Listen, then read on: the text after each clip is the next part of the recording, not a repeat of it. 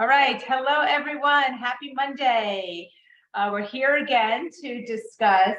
Today is a health topic, Zoom, and it's a super hot one because I think this is the most number one question that I get is what to take for diabetes. And not to mention, it's just the number one question that I always get, but I mean, the population that has diabetes is insane. It has tripled over the past 20 years.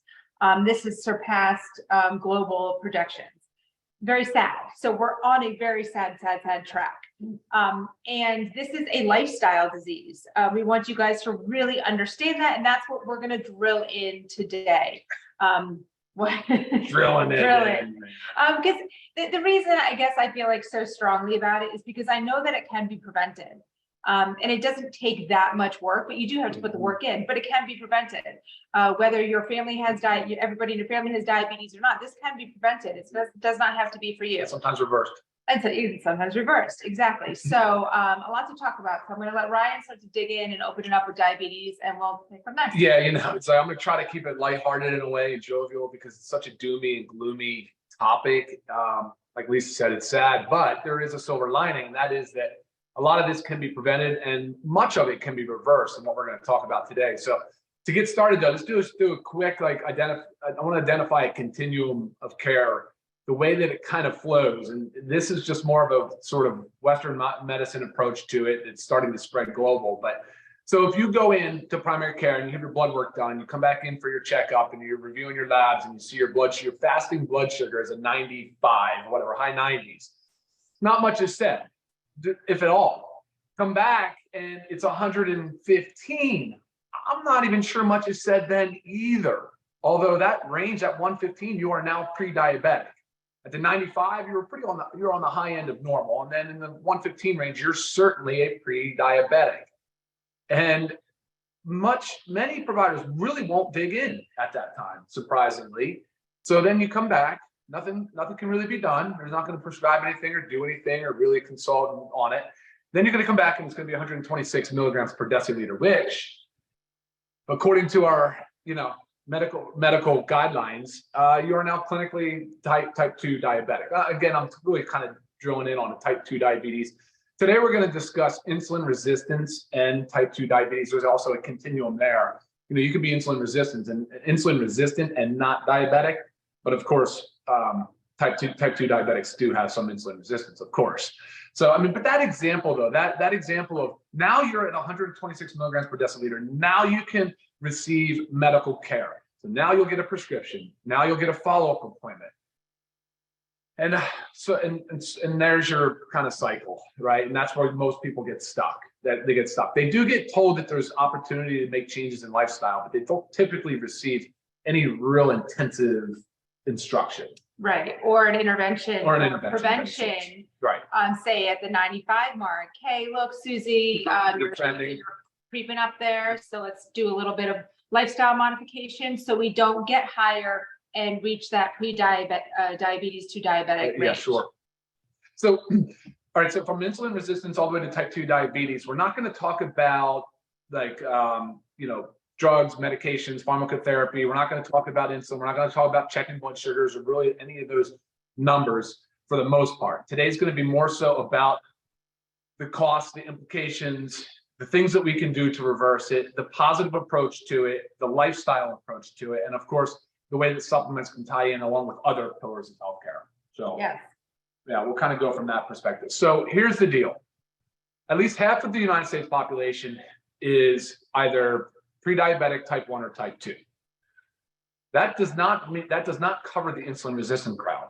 There's potentially insulin resistance in people that are young, skinny, but sedentary. And so there's a distinction as well. So insulin resistance is really, so what does that mean actually? That's probably what we should start with. Let's try to define that. It basically means that the body continues to release more insulin because the body is not uptaking blood sugar properly, or the body just doesn't recognize the insulin as well, the sensitivity to it, so that the blood sugar can be two ways. It can go elevated or it can kind of be normal, but there's going to be an increased amount of insulin. The body is overcompensating. It's not metabolically correct in this process. And so a lot of it has to do with metabolic dysfunction. That's another key word I guess we should try to define too. So when you look at somebody and you talk about metabolic dysfunction, what does that mean? Well, there's clinically metabolic syndrome, which is 5 criteria. And if you have 3 out of that 5 criteria, that is technically metabolic syndrome. And that's high blood pressure, it's high triglycerides, it's high blood pressure, it's obesity, and I think it's low HDL. I said blood pressure, obesity, HDL, and then triglycerides, I think. But anyway, there's 5 criteria. If you get 3 out of those 5, you're metabolic, you have metabolic syndrome.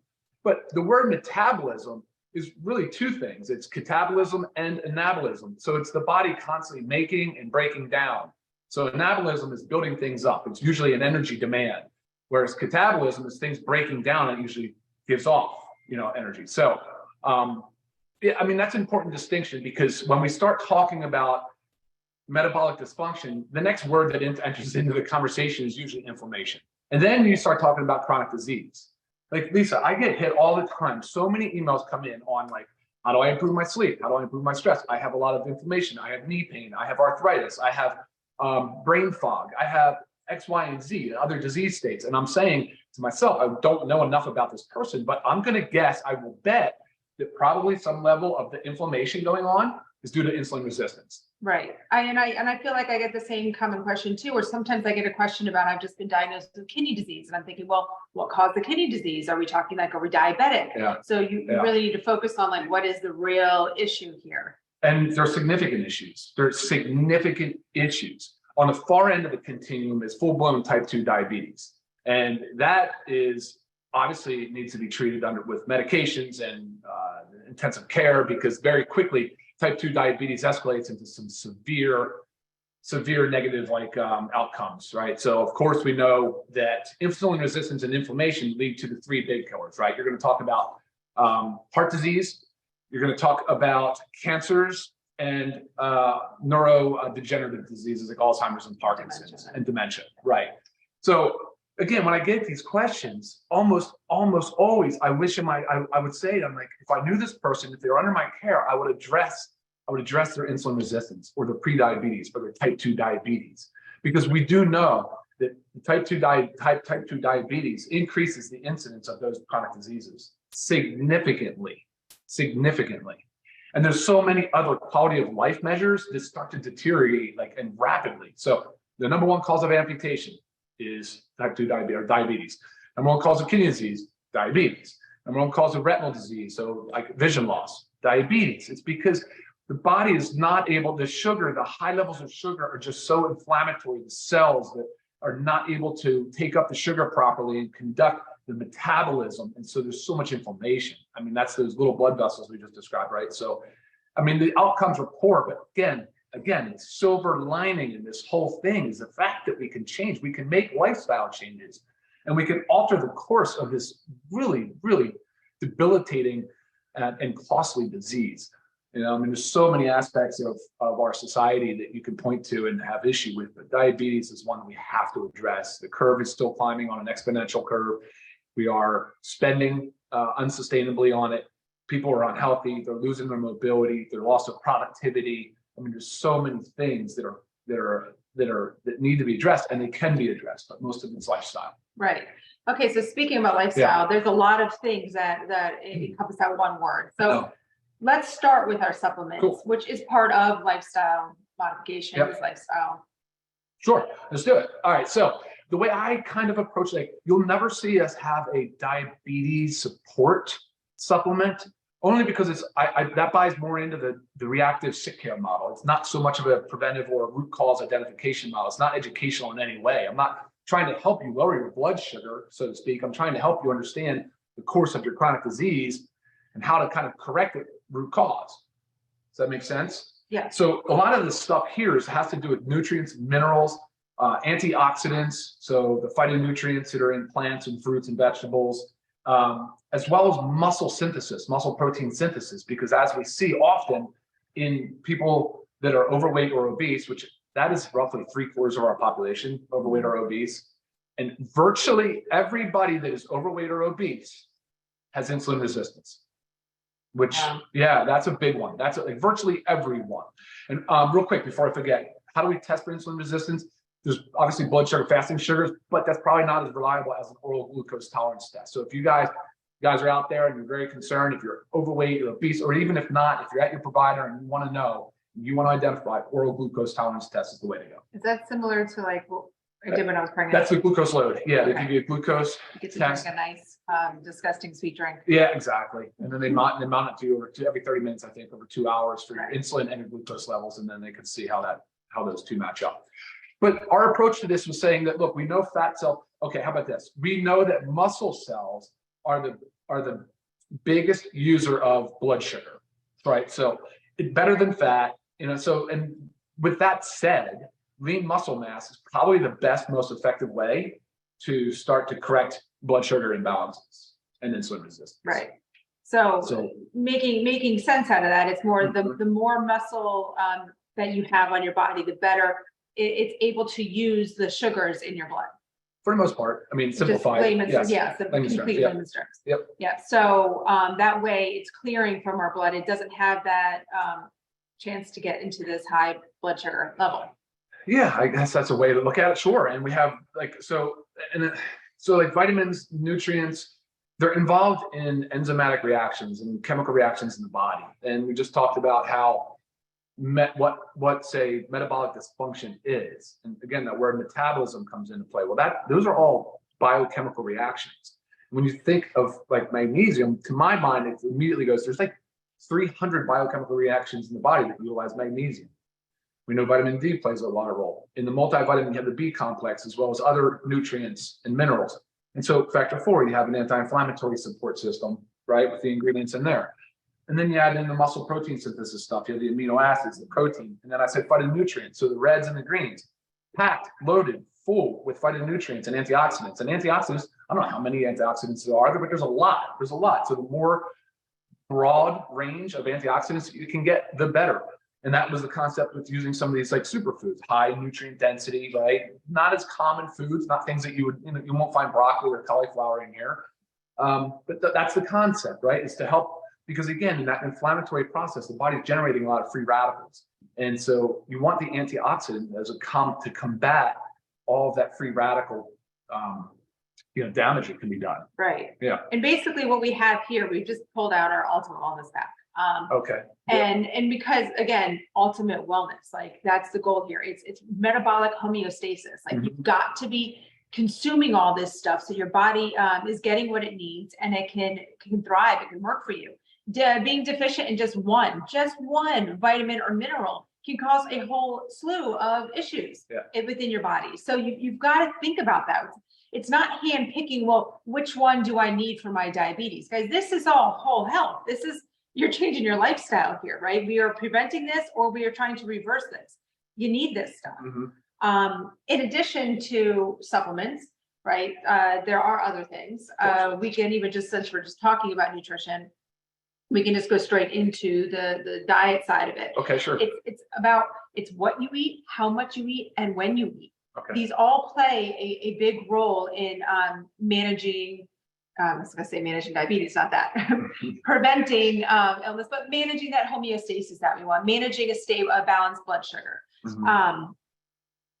Eating a proper diet, it helps you lower your blood glucose, your blood pressure, increases your blood flow. It helps you maintain a healthy weight. It helps you put on muscle mass, helps you sleep better. I mean, there's so many things that a good nutrition can do for you. I was actually just reading this study that was talking about our timing of eating.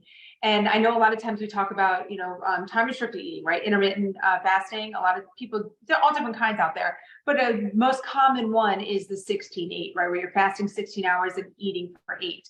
And it's very common for us that we will, I mean, for the majority, that we fast throughout the day kind of till we hit our 16 hours. So maybe it's like noon or 1 o'clock, 2 o'clock. And then we have our eating window. But this study was showing that that we actually do better. Our glucose tolerance is greater in the morning. So think about if you just flip-flop that 16-8. Say we woke up and within an hour that we ate our breakfast. And then we ate for 8 hours. And then we did our 16-hour fast. After reading this, I just kind of thought like how that can really benefit blood sugar. So if you are one of those that does do intermittent fasting, try to see, and you do it in the later half of the day, see if you can flip-flop it. And if you don't do intermittent fasting, try to incorporate it into your lifestyle. That will definitely help. Another tip with diet is we know about food combinations, right? Don't eat fruit by itself. Don't eat carbohydrates by itself, because that causes a spike in blood sugar. And we want to work on a balance. I always talk about like peaks and valleys versus, rolling hills. We want rolling hills. So say you have your berries with some yogurt. You have the fat and the protein. That's going to help balance and stabilize that blood sugar. Same thing goes, what's another example? Toast. If you want a piece of toast, put some avocado on there, right? You have your avocado toast. That's going to help balance your blood sugar. So little tips there. You'll eat sometimes differently in a state of health or a state of disease, right? Like if you have a full-blown type 2 diabetes, you're really trying to make corrective action. You probably, even though some fruits, and we're talking about natural sugars now, some fruits are lower than others. There's still a time where you like, if you're really trying to kick and get out of diabetes, you really need to definitely avoid added sugars. Right. 100%. Like no sugar added. No fried foods. It's a big one. No, I mean, sugary beverages is the first thing that comes to mind for me. Even the sports drinks. I mean, if you're an intense athlete, okay, maybe a sports drink. But if you're sitting on a couch or behind a TV, and no Gatorade, like no sports drinks, right. No fruit juices. Even if you're choosing fresh fruit, pick something that's low in sugar, like berries, blueberries, or strawberries, but maybe not figs or bananas. I mean, so you've got to start to educate yourself on the sugar load. That I would say is the biggest take home from this, for me anyway, for this call with regards to food. Avoid all added sugar. Right. Absolutely. And add the aminos in. If you're used to a sugary drink or some weird coffee thing like latte or whatever after mid-afternoon, go for something different. Grab the reds or the greens, or I don't care what it is. Just no added sugars. Right. You're going to have to adjust your palate a little bit, Sure, especially if you're used to very, very sweet things. Yeah. But that just takes time. And I promise you, it will over time. Things will start to taste sweeter even when they're not that sweet. I do want to remind people, guys, this is not just for diabetics. So if you're in that category, you're sedentary, but you're lean, you still potentially have insulin resistance. And that needs to be taken seriously. So dietary changes must occur, and it should start with eliminating added sugars. Right. And that should roll right into exercise, because you were just talking about, that being sedentary. Yeah, you can go as far down the literature rabbit hole as you want. Every time, without question, it ends with the same thing. If you want to reverse type 2 diabetes, it's exercise. Whether it's the anaerobic, type or zone 2, whatever it is, but you can find more information online. We don't have time to get into that today, but it is exercise. It is weightlifting. It is putting on lean muscle mass. I mean, it absolutely is. That is a fact. That is a proven fact. Exercise is the key component to lifestyle therapy, the key component. So like you could think you're doing everything right, but if you're sedentary, guys, the sickness and disease is still gonna haunt you, creep up. It's inevitable. It's the uptake of glucose. It's the way that your body uses sugar. And the one organ that probably you should drill in the most on is the liver. I mean, the liver plays a huge role in the management of sugar. Right. And even specifically for diabetics, this is like the recommendation is 150 minutes of moderate to vigorous aerobic exercise. So that's like your biking, your walking, your jogging, anything that's getting your heart rate up and kind of sustaining it up. Spread over at least 3 days per week to minimize consecutive days without the activity. Yeah. Okay, so divide that 150 up through the week, if 3 sessions or more. And then also you need to do resistance training. Sure. And it recommends for diabetics 2 to 3 resistance training sessions a week on non-consecutive days. The goal is to get your body doing something every day. Say one day you do 30 minutes on the bike. The next day you do some resistance training. You don't have to have a gym membership. Go into your garage, go outside in a room, use your body weight, but that's resistance.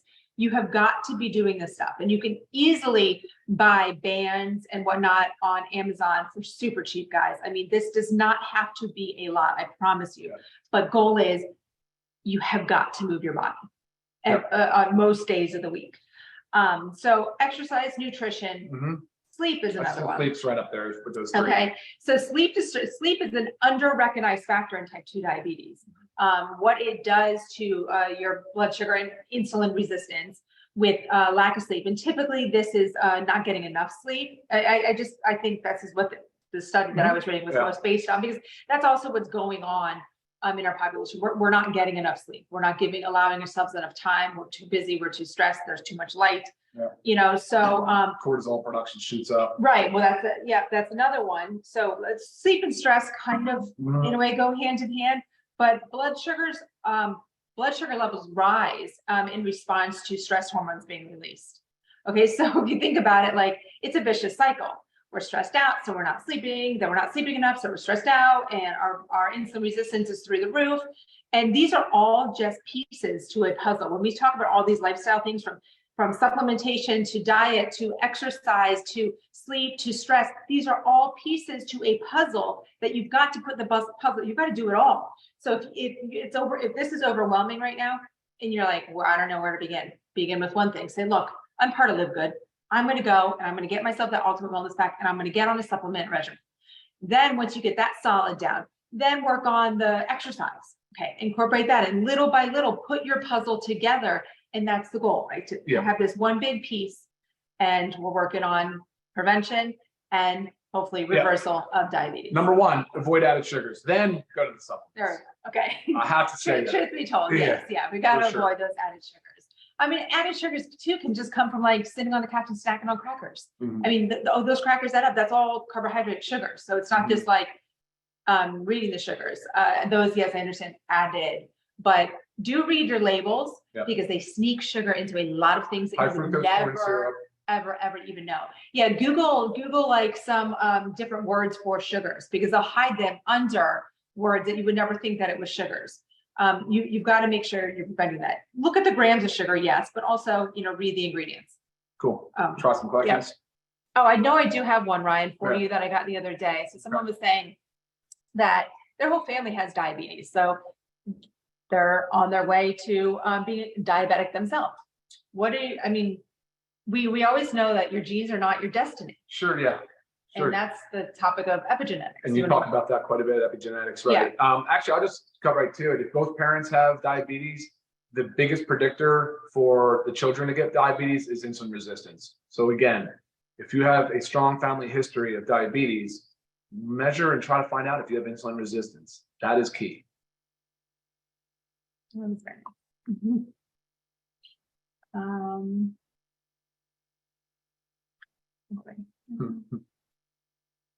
Oh, nice. 13 miles on a stationary bike. You go, Pam. Tear it up. Love it. But that's such a great thing. So like, okay, look, you have a 20 to 30 minute Zoom you're about to watch. Right. Get on a bike, walk, put it in your, headbuds in your ear and go for a walk outside.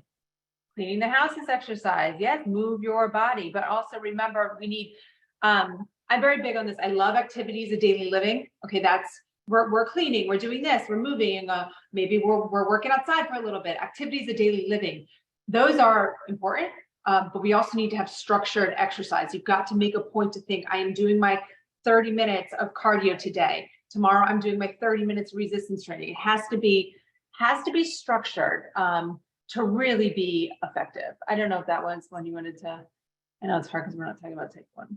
I'm avoiding pharmacotherapy questions. Okay. I don't want to go there. I have 5 holistic centers, and these are the greatest products ever. Awesome. Thank you, Jenny.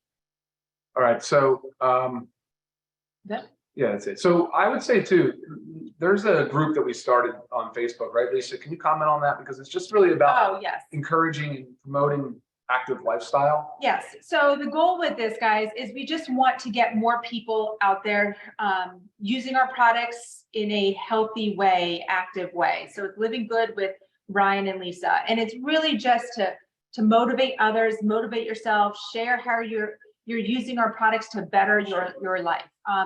Whether it's, honestly, whether it's the new sleep patch to help you get that solid sleep that you need, so then you can exercise tomorrow because you haven't been able to exercise because you're not sleeping and you're tired. Whatever it is, we're all working on improving ourselves. And it's nice to share it with others so we can not only get ideas from others, but just the energy and the motivation is a huge part of it. So it's really not designed for like questions and whatnot.